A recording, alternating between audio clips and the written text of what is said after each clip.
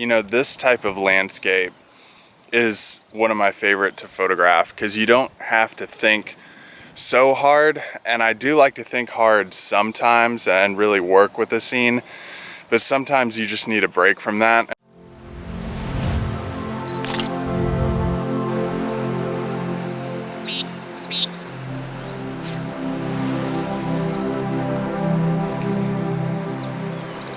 Oh, I don't know why sunrise has to be so early, but woke up this morning at about 4:15, hiked out to a spot. I'm at Santa Rosa Beach, Florida on my baby moon, yay, and got some time to sneak out for some sunrise photos before my wife got up, and we hit the beach and did some other stuff. So I'm just waiting kind of like on sunrise light right now. What I did yesterday was hike in here to this little spot that I found, and we have some cool dunes and some dune grasses. Now you can't climb on the dunes and really get back in there because they're there and they keep the sand in place for hurricanes that roll in, and they just block a lot of that storm surge and wind that comes in, so you don't want to damage them.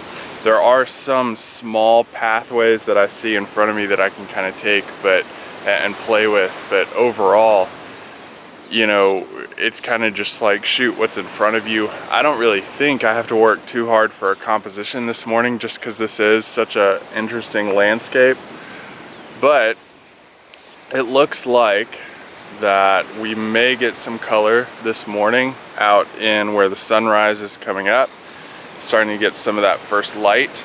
The problem you have here is that when you come out and scout a location like this, what you get is footprints where you've walked and where you've tried to find different places because it's sand. If the wind doesn't blow through, you're stuck with those footprints, so you always have to watch where you're stepping and where you're walking. However, we did have a lot of wind come through yesterday evening, and what that means is that we have fresh sand here predominantly, but that also means we have to be extra careful wherever we walk this morning so that we don't get in the way of our composition and kind of muddle up the foreground with footsteps.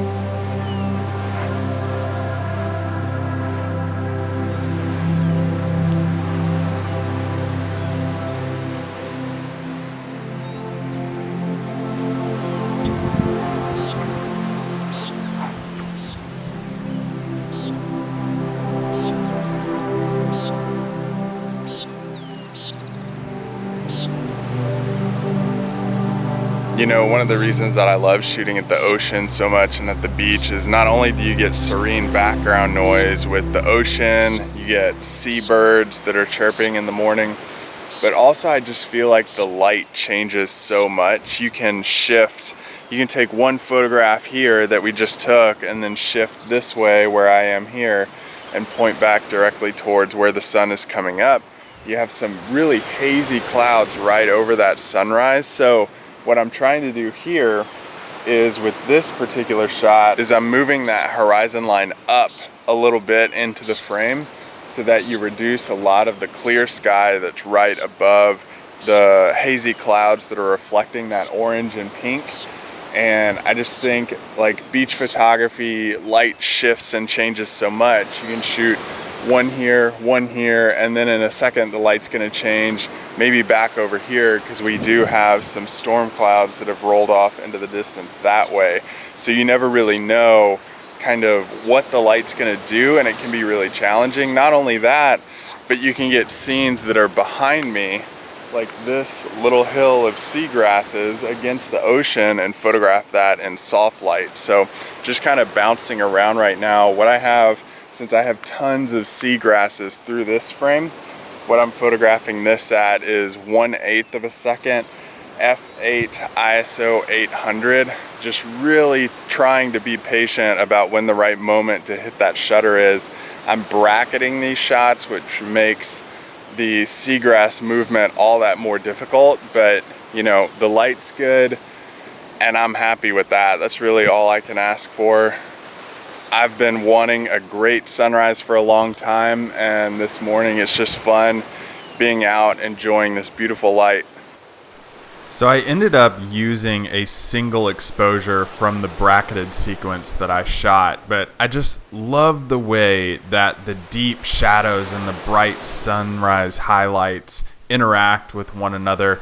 And while this photograph may look cluttered in the composition, I just really loved this scene.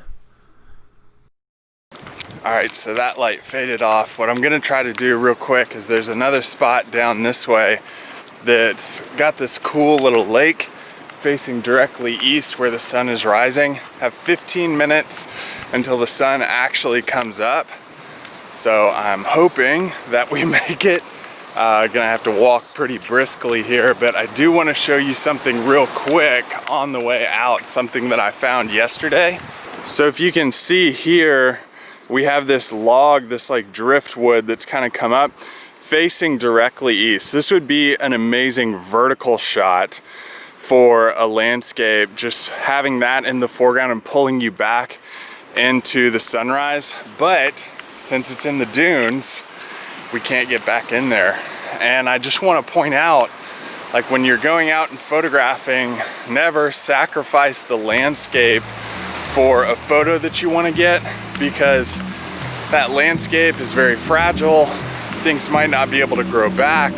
You may damage it and your photo may not even come out. So never sacrifice the place you're shooting for the photograph. It seems like every time I go out and shoot sunrise, I end up doing the opposite of what I teach, and that is get behind the light. I found myself rushing to the next location just to beat out the sunrise over this lake scene that you're gonna see right now.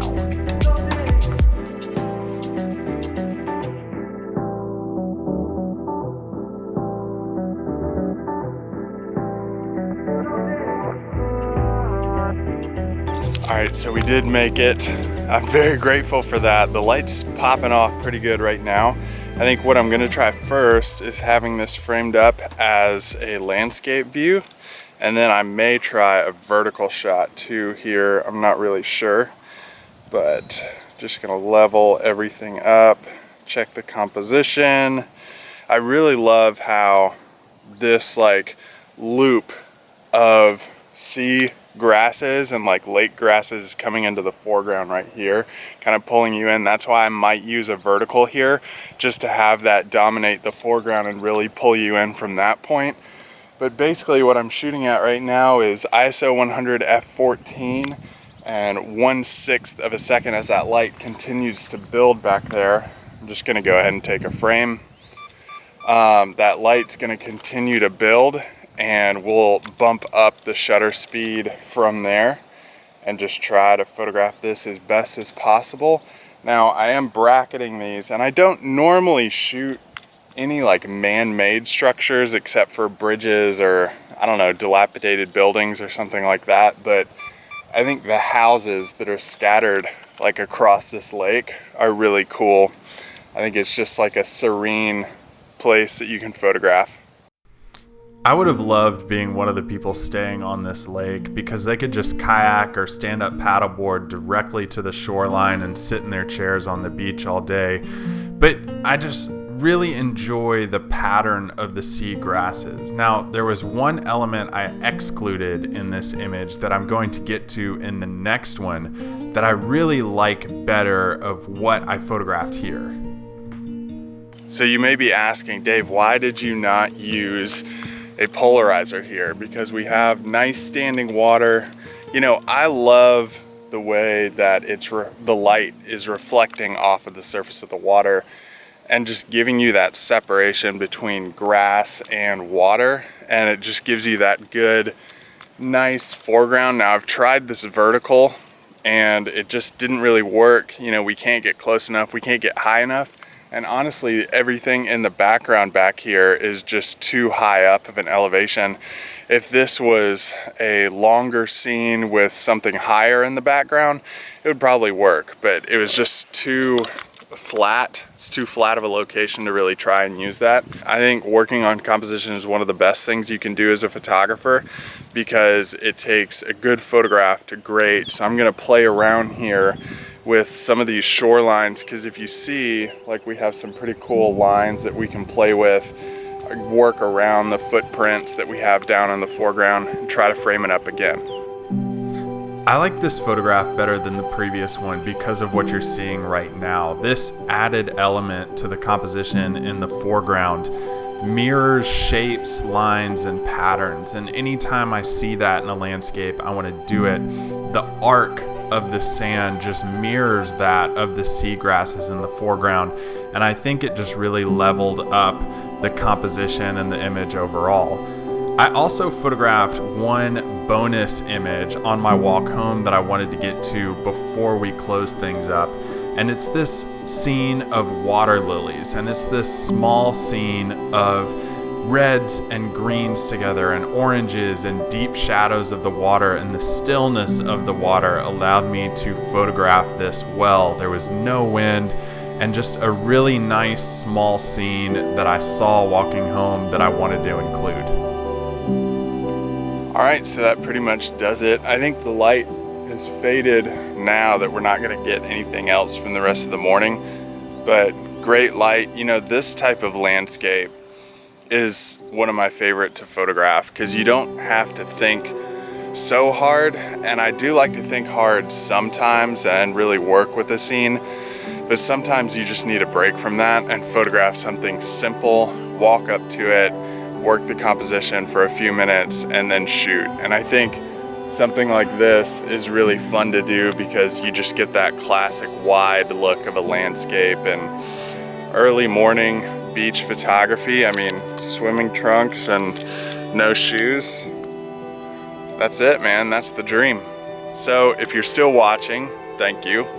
If you're watching this long, you might as well hit the like button, subscribe, and ring the bell for future videos, because I'll be coming out to more locations, sharing some tips on landscape photography, and hopefully you can join along.